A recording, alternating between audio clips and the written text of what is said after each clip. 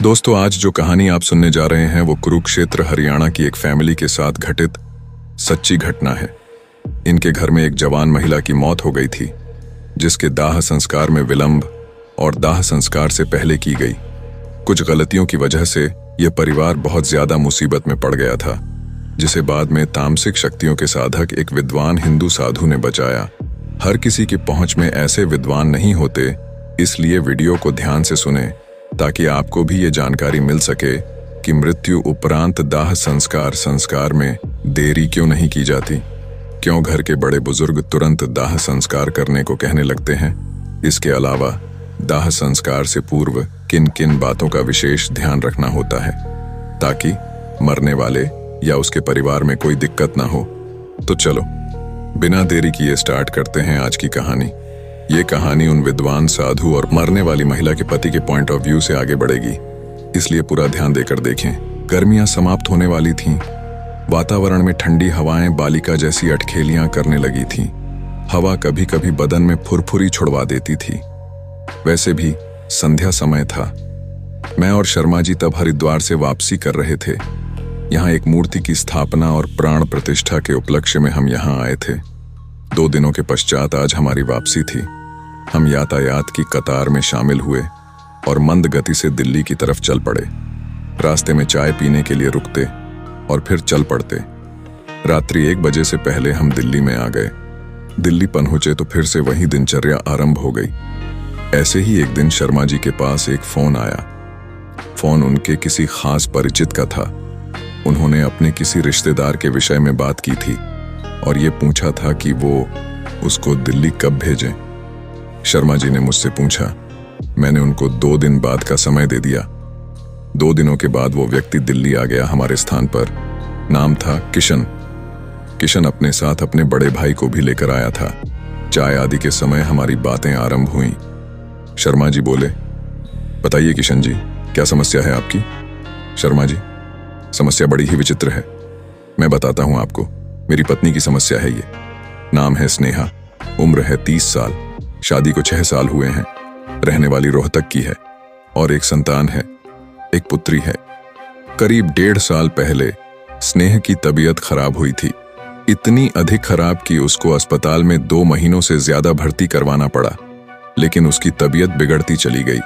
Doctors ने भी हाथ खड़े कर दिए और कहा कि बेहतर होगा कि अब इनकी देखभाल कर ली जाए। अब इससे अधिक कुछ नहीं किया जा सकता। इस वजह से हम उसको अपने घर ले आए। एक रात को उसकी तबीयत और अधिक खराब हो गई। हमने वहीं के एक डॉक्टर को बुलाया।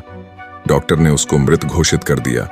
हमारी आशंका सत्य साबित हो गई। ये कोई रात 11 बजे का समय होगा। मैंने सभी जगह स्नेहा के परिवार में और अपने दूर के रिश्तेदारों को फोन कर दिया। मैंने उसका मुंह ढक दिया और भारी मन से अपने बड़े भाई आदि के पास जाके बैठ गया। मेरी बेटी अभी सो रही थी। सुबह कोई 8 बजे तक स्नेहा के रिश्तेदार आदि आ गए और मेरे भी घर में कोहराम मच गया। मोहल्ले के पड़ोसी भी आ गए। उन सभी ने सांत्वना दी। अब उसको दाह संस्कार के लिए ले जाना था। उसको नहलाने के लिए नीचे लिटाया गया और स्नान की तैयारी की गई। सभी औरतें रो रही थीं। मेरी भी आंखें नम थीं। जब उसको नहलाया जा रहा था तब एक अचंभित करने वाली बात हुई। स्नेहा ने आंखें खोल दी। उसने अपने दोनों हाथों से अपना गला पकड़ रखा था और आंखें चौड़ी कर रखी थीं। उसके हाथ हटवाए गए और उसको खड़ा किया गया। वो खड़ी हो गई। इसको सभी ने चमत्कार माना। कहानी बेहद विचित्र थी स्नेहा की, लेकिन मुझे एक आशंका हुई। मैंने किशन से पूछा, किशन, स्नेहा को ऐसी कौन सी बीमारी हो गई थी कि उसकी मौत हो गई? डॉक्टर्स ने बताया कि उसका लीवर खराब हो गया था। उसके लीवर ने काम करना बंद कर दिया था। डॉक्टर्स ने काफी कोशिश की थी उसको ठीक करने की, लेकिन कोई फायदा नहीं हुआ था। आखिर में उन्होंने हाथ खड़े कर लिए। मैंने किशन से पूछा, अस्पताल से आने के बाद स्नेहा घर में कितने दिन रही? किशन ने बताया 8 दिन। फिर शर्मा जी ने पूछा, अच्छा तो क्या उसकी तबीयत अभी भी खराब है या दोबारा खराब हुई? किशन बोला, नहीं शर्मा जी, न तबीयत खराब है न कुछ और। शर्मा जी ने पूछा, तो फिर क्या है? तब किशन ने बताया, जब स्नेहा ठीक हो गई तो सभी रिश्तेदार इसको अजब लीला कह के चले गए। फिर हम सभी ने एक माता का जागरण करवाया, लेकिन स्नेहा जागरण में नहीं आई। वो घर में ही रही। उसका मेरे प्रति और सभी के प्रति भी व्यवहार बदल गया था। वो खाना बनाती थी, लेकिन अब उसके खाना बनाने की विधि भी बदल गई थी। अब वो सर पर पल्लू भी नहीं रखती थी, कमरा बंद करके अकेली ही लेटी रहती थी। शर्मा जी ने बात बीच में काटी और बोले, और उस पुत्री के लिए उसका स्वभाव। किशन बोला, वो उससे तो आज भी बेहद प्यार करती है, लेकिन उसको किसी दूसरे नाम से पुकारती है, कहती है पिंकी, जबकि उसका नाम निधि है। अब मेरे मस्तिष्क में कुलबुलाहट होने लगी। अब मुझे कुछ प्रश्नों के उत्तर चाहिए थे अतिशीघ्र। मैंने कहा, किशन, जो मैं तुमसे पूछूंगा उसका उत्तर देना, न कुछ छुपाना, न हेर फेर करना, वही बताना जो मैं पूछूंगा। ठीक है, किशन ने कहा।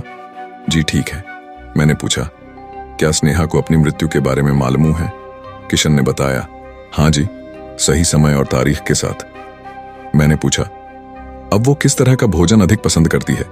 किशन ने बताया, जी वो मीट खाना पसंद करती है अधिक। मैंने पूछा, कौन सा मीट? किशन बोला, जी देसी मुर्गे का। तब मैंने पूछा, किस तरीके के कपड़े पहनती है? किशन ने कहा, जी साड़ी अधिक पहनती है। मैंने पूछा, उलटे पल्लू की या सीधे पल्लू की? किशन ने बताया, उलटे पल्लू की। मैंने पूछा, कभी उसके साथ खाना खाया आपने? किशन बोला, हाँ कभी कभार। मैंने पूछा, कोई बदलाव देखा आपने? किशन बोला, हाँ, पहले वो 2-3 रोटी खाती थी, लेकिन अब 5-7 रोटी। मैंने पूछा, एक खास बात और क्या, घर में सभी की इज्जत करती है? किशन ने कहा, हाँ, नमस्ते का जवाब नमस्ते से, बस अपनी तरफ से कभी नहीं। अब मैंने उनके बड़े भाई को वहां से उठवा दिया, क्योंकि अब मुझे किशन से कुछ व्यक्तिगत प्रश्न पूछने थे। किशन, एक बात बताओ, आपके साथ वो संभोग करती है? किशन बोला, हाँ। मैंने पूछा, पहले की तरह? किशन ने बताया, पहले से कहीं अधिक। मैंने पूछा, पहल कौन करता है? किशन बोला, जी वही। मैंने पूछा, और पहले वाली स्नेहा, वो करती थी ऐसा? किशन ने बताया, जी नहीं, पहल मुझे ही करनी पड़ती थी। इसका अर्थ स्नेहा के साथ बहुत बड़ी गड़बड़ है। मैंने मन में विचारा और किशन से पूछा, तो आप मुझसे किस तरीके की मदद चाहते हैं? जी, बात यह है कि आज से कोई 10-12 दिन पहले हमारी गली में एक बुजुर्ग अघोरी किस्म का साधु आया। वो मेरे घर के सामने खड़ा हुआ और फिर मेरे दरवाजे के पास खड़ा हो गया। उसने अपना कटोरा मेरे दरवाजे पर मारा। मैंने उसकी वेशभूषा देखी तो मुझे अचरज सा हुआ। उसको देख के वो अंदर आ गया था और मेरे कमरे की तरफ देखे जा रहा था। मैंने अपनी जेब से एक 5 का सिक्का निकाला और उसके कटोरे में रखने चला। जब मैंने सिक्का डाला तो उसने अपना कटोरा हटा लिया। सिक्का नीचे गिर गया। मैंने सोचा कि शायद और अधिक पैसे मांग रहा है, इसीलिए कटोरा हटा लिया होगा। मैंने अब एक 10 का नोट दिया। उसने फिर से कटोरा हटा लिया और मेरा हाथ पकड़ के बाहर ले गया।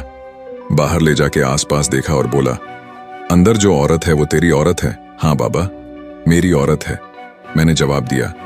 ये सुनकर वो चिल्लाया, घर में मुर्दा रखा हुआ है तूने? मैंने कहा, मुर्दा। वो चिल्लाकर फिर दोबारा से बोला, हाँ मुर्दा, तूने मुर्दा रखा हुआ है अपने घर में? उसने कहा, यकीन नहीं होता ना तुझे?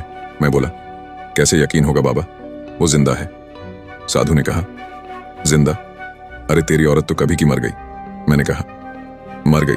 नहीं बाबा, वो तो मरने के बाद जिंदा हो गई दोबारा। साधु मेरे हाथों में एक पुड़िया थमाते हुए बोला, ये ले, आज जब तू सोने जाएगा तो तू इसको सोने से पहले अपने बिस्तर पर छिड़क देना, तुझे पता चल जाएगा। उसके बाद वो वहां से चल दिया। मैं उसके पीछे भागा और बोला, बाबा जो आपने बोला, अगर वो सच है तो मुझे छुटकारा कौन दिलवाएगा? बाबा ने कहा, मैं आ जाऊंगा तेरे को बचाने, अभी वक्त है बाकी, नहीं तो सभी को खा जाएगा ये मुर्दा। बाबा चला गया। मैंने उस रात अपने बिस्तर पर बाबा की दी हुई भस्म छिड़क दी। स्नेहा जब रात को आई और जैसे ही बिस्तर पर बैठी, वो एकदम धड़ाम से नीचे गिर गई। मैंने उसको देखा, उसकी नब्ज बंद हो गई थी। मैं उसके दिल की धड़कन सुनने के लिए जैसे ही नीचे झुका तो उसने अपने दोनों हाथों से मेरे सर के बाल पकड़ लिए और बोली, मुझे मारना चाहता था तू, मारना चाहता था तू। मैं घबरा गया। मैंने अपने बाल छुड़वाए और बाहर भाग गया। मेरा दिल धक धक कर रहा था जोर जोर से। मुझे पुत्री का ख्याल आया। मैं वापस भागा। अंदर देखा तो स्नेहा बिस्तर से नीचे फर्श पर मेरी बेटी को अपने कंधे पर सुलाए सो रही है। मैं डर गया था। मैंने अपनी पुत्री उसके पास से हटानी चाही, तो उसकी नींद खुल गई। वो बैठ गई और बोली, अब न करना ऐसा। मैंने अपनी गर्दन हिलाई। अब वो मुझे अपरिचित सी लग रही थी। मैं सुबह होने का इंतजार करने लगा। सारी रात मैं सो नहीं सका। सुबह काम पर भी जाना था। स्नेहा नहाने गई थी। नहा के बाहर निकली तो चाय बनाने चली गई। चाय लेकर आई। मैंने चाय पी, पुत्री को विद्यालय भेजा। उसके बाद स्नेहा ने मुझसे कहा, मुझे यहां रहने दे, कोई कोशिश न करना। उस बाबा को मैं देख लूंगी, आज आने दे उसको, मैं देखती हूं। तू मेरा आदमी बन के रह। जब तक तेरा जी चाहे कोई और औरत लानी है तो ले आया कर, मैं मना नहीं करूंगी तेरे को। लेकिन अगर मुझे बाहर करने को कहा तो तेरा खून पी जाऊंगी। सुन ले कान खोल के। मैं काम पर जाने का बहाना करके घर से बाहर चला गया, लेकिन घर के पास ही अपने एक मित्र की दुकान पर बैठ गया। मैं बाबा की प्रतीक्षा करने लगा। कोई 2 घंटे के बाद वो बाबा वहां आ गया। उसने मुझसे शराब मांगी। मैंने बाबा को शराब पिलाई। उसके बाद उसने मुझसे कहा, अब तेरे को पता चल गया उस मुर्दे के बारे में। मैंने बुझे मन से कहा, हाँ बाबा, पता चल गया। बाबा बोला, तो अब तू उस मुर्दपी से पीछा छुड़ाना चाहता है? मैं बोला, हाँ बाबा, मेरा पीछा छुड़वा दीजिए।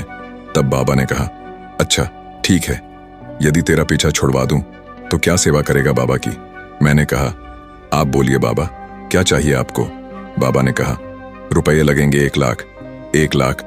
मैं सकपकाते हुए बोला। तब बाबा ने कहा, हाँ, तेरे घर वालों को भी तो बचाना है ना, नहीं तो वो सारे भी मारे जाएंगे। मैंने कहा, ठीक है बाबा, बताओ मुझे करना क्या है?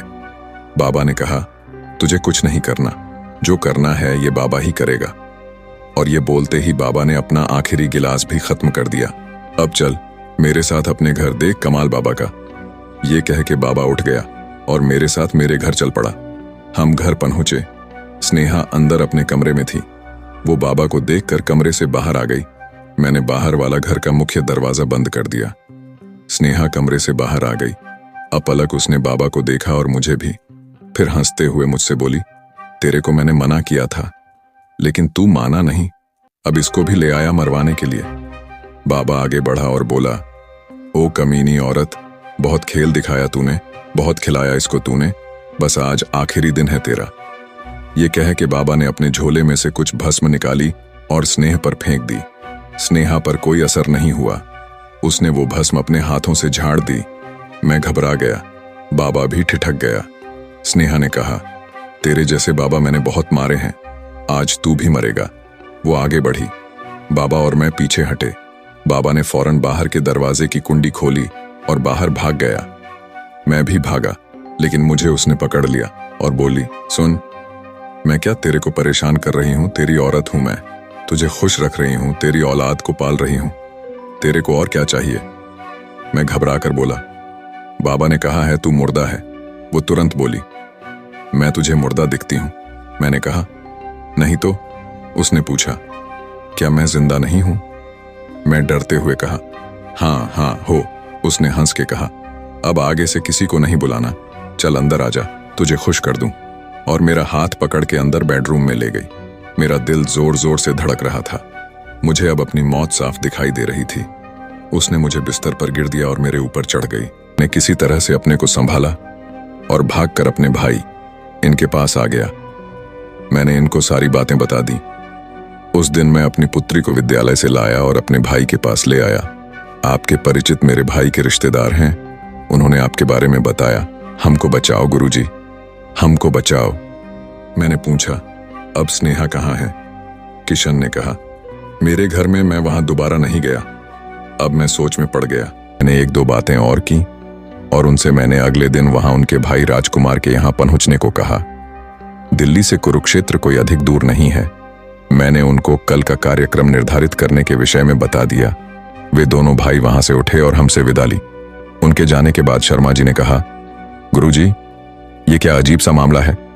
हाँ, मामला तो अजीब है, लेकिन अनोखा नहीं है। ऐसा होता है, इसको स्थानांतरण कहते हैं। ये वही मामला है। मैंने कहा, स्थानांतरण? वो क्या है? वो बोले, मैं समझाता हूं आपको, सुनिए। जब स्नेहा की मृत्यु हुई, उसकी आत्मा का उसकी रोगी देह से मोह समाप्त हो चुका था। वो स्वेच्छा से मृत्यु वरण करना चाहती थी। मृत्यु पर्यंत 4 घटी तक आत्मा अपनी देह से प्रेम बंधन में रहती है। वो बार बार प्रयास करती ही कि वो उस देह में पुनः प्रवेश करे, किंतु ऐसा हो नहीं पाता। तब भी वो वहीं रहती है। वो प्रत्येक सदस्य के आसपास मंडराती रहती है और फिर जब दाह संस्कार होता है तो अब भी वो अपनी देह को नहीं छोड़ना चाहती, वहीं मौजूद रहती है। कपाल क्रिया के उपरांत देह में प्रवेश नहीं हो सकता। उसका मोह भंग हो जाता है और वो फिर मसान के दूतों के हाथ में आ जाती है। वहां उसको उसकी जगह अर्थात झोपड़ी दे दी जाती है। वहां और भी कई आत्माएं मौजूद रहती हैं। उनको मृत्यु का कारण ज्ञात रहता है। मसान के पास ये आत्माएं 14 दिनों तक वास करती हैं। मसान उस समय इनका मालिक होता है। अगर उसको कोई आत्मा पसंद आती है तो वो उसको जब तक चाहे रोक के रख सकता है। स्नेहा के बारे में ऐसा ही हुआ। जब स्नेहा की आत्मा देह से मुक्त हुई तो उसको अपनी देह से, बीमार देह से लगाव नहीं था। वो वहां से चली और मसान के दूतों द्वारा पकड़ी गई। जिस दिन इसकी मृत्यु हुई वो रात्रि समय था। उस अष्टमी तिथि थी। द्वितीया, पंचमी, अष्टमी और 14 को मसान जागृत रहता है। उसके दूत आत्माएं इकट्ठी करते हैं। जब स्नेहा की आत्मा वहां पहुंची तो कोई पुरानी आत्मा स्नेहा के शरीर में इसलिए प्रवेश कर गई क्योंकि उसको एक तो स्नेहा के बारे में पता चल गया, दूसरा दाह संस्कार नहीं हुआ था, तीसरा वो मसान की प्यारी होगी। स्नेहा ने उस अघोरी को भगा दिया। वजह ये कि वो मसान की ताकत से लबरेज है, समझे आप। वो बाबा अधपका ज्ञान लेकर वहां गया था। केवल भस्म से ही लड़ना चाहता था। भस्म को खाक करना मसान के लिए कोई मुश्किल काम नहीं। ये मसान काम या मसान कहलाता है। आप समझे अब? हाँ गुरुजी, मैं समझ गया अब। शर्मा जी बोले, अभी भी कई बातें हैं जो छुपी हुई हैं। मैंने कहा, लेकिन अब भी एक संशय है। ऐसा तो किसी के साथ भी हो सकता है, स्नेहा के साथ एक विशेष क्यों? उन्होंने प्रश्न किया। अच्छा, प्रश्न पूछा है आपने। दरअसल जब स्नेहा की मृत्यु हुई तो पहला, किशन ने कोई दिया जला के उसके सिराहने नहीं रखा। दूसरा, उसका स्थान नहीं बदला, मृतदेह का सर बदल दिया जाता है इसीलिए। तीसरा, उसके सर के नीचे तकिया रहने दिया। वो देह अब खाली थी, इसीलिए उसमें काया प्रवेश हो गया। मैंने स्पष्ट किया। अच्छा गुरुजी, उन्होंने कहा, अभी कुछ और बातें उस मसान प्यारी से ही पूछ लेंगे हम। मैंने कहा, ठीक है। बेचारी स्नेहा को भी मुक्ति नहीं मिल पाई है अभी तक, ये स्पष्ट है। उन्होंने कहा, हाँ शर्मा जी, वो बेचारी भी भटक रही होगी या कहीं कैद होगी। मैंने कहा, उस दिन मैंने कुछ तैयारियां की और अगले दिन सुबह निकलने के लिए अलख उठाने चला गया। मैं शेष अगले भाग में। मैं अगले दिन शर्मा जी के साथ कुरुक्षेत्र पहुंच गया। पहले राजकुमार के घर गया। वो और किशन घर पर ही मिले। उन्होंने चाय नाश्ता कराया। फिर मैंने उनको किशन के घर चलने के लिए कहा। वो दोनों अपनी गाड़ी में हमको बिठाकर ले गए। हम किशन के घर पहुंचे। दरवाजा अंदर से बंद था, मतलब वो घर पर ही थी। उसने खटखटाया। अंदर से दरवाजा खुला। पहले किशन और राजकुमार अंदर गए, फिर मैं और शर्मा जी। अंदर मुर्दे जैसी भयानक गंध के भभाके उठ रहे थे। स्नेहा ने पीछे हटकर किशन से कहा, आज तो मारा ही जाएगा कमीन के बच्चे। उसने वहां पड़ा हुआ एक पाइप उठाकर किशन की तरफ फेंका। किशन वहां से हट गया। मैंने किशन और राजकुमार को वहां से निकाल दिया और दरवाजा बंद कर लिया। स्नेहा भागकर अंदर कमरे में चली गई। मैं भी वहां गया। वो जाके एक कोने में खड़ी हो गई। मैंने कृत्र मंत्र पढ़ा और उसकी तरफ देखा। वो एक 60 साल के आसपास की औरत होगी। बाल सफेद, बिखरे हुए, एकदम मैली कुचैली। मैल की गाद सी जमी थी उसके बदन पर। बदबू ही बदबू। मैंने उससे कहा, सुन, बहुत आराम कर लिया, चल अब जाना है तुझे वापस। नहीं जाऊंगी मैं, उसने गर्दन हिलाते हुए कहा। जाएगा तो तेरा बाप भी। मैंने कहा, नहीं जाऊंगी। उसने कहा।